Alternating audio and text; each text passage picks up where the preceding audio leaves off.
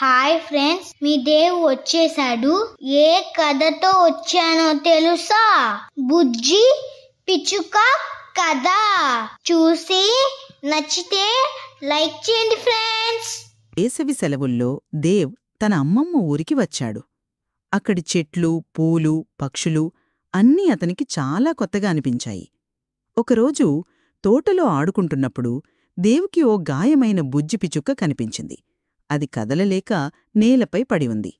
దేవ్ నెమ్మదిగా ఆమెను తన చేతుల్లోకి తీసుకుని గదిలోకి తీసుకెళ్లాడు. ఓహ్ బుజ్జిపిచ్చుక, నీకింత పెద్ద కష్టం వచ్చిందా? భయపడకు, నేను నిన్ను కాపాడుతాను. ఆ రోజునుంచి దేవ్ ప్రతిరోజూ ఆ పిచ్చుక్కకు నీళ్లు పెడతాడు, తినిపిస్తాడు, ప్రేమగా చూసుకుంటాడు. కొన్ని రోజుల్లో బుజ్జిపిచ్చుక్క బాగుపడింది. ఒకరోజు ఓ అద్భుతం జరిగింది. బుజ్జిపిచ్చుక్క, దేవ్, నీవు నన్ను స్వార్థం లేకుండా కాపాడావు. నీ ప్రేమను నేనెప్పటికీ మర్చిపోలేను. దేవ్ ఆశ్చర్యంతో, నీవు మాట్లాడగలవా? బుజ్జిపిచ్చుక్క చిరునవ్వుతో, ప్రేమలో మాయ ఉంటుంది దేవ్. నిస్వార్థమైన ప్రేమ ఏదైనా సాధ్యమే చేస్తుంది. ఆమె తన రెక్కల మధ్య నుండి మెరిసే ఒక మాయా రెక్కను తీసి దేవ్ చేతిలో పెట్టింది. ఇది నా కానుక, నీ మంచి మనసుకు గుర్తుగా. దీని జాగ్రత్తగా ఉంచుకో. ఆ బుజ్జిపిచ్చుక దేవ్ భుజంపైకి ఎక్కి ఒక్కసారి ముద్దుగా చూస్తూ, వెళ్ళిపోవాల్సొస్తుంది దేవ్, కాని మళ్ళీ కలుసుకుంటాం.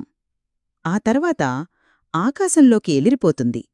దేవ్ ఆ మాయారెక్కను గట్టిగా పట్టుకుని ఆకాశం వైపు చూస్తూ మెల్లగా చెబుతాడు, బాయ్ బుజ్జిపిచ్చుక్క, నిన్ను చాలా మిస్సవుతాను, కాని మళ్ళీ నిన్ను తప్పక కలుస్తాను.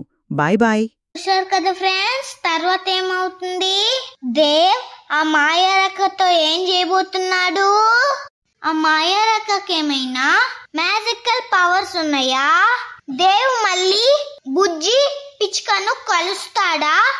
ఇవన్నీ తెలియాలంటే మాయారక పార్ట్ 2 చూడాల్సిందే. బాయ్ ఫ్రెండ్స్, మళ్ళీ కలుద్దాం. సబ్స్క్రైబ్ చేసుకోండి.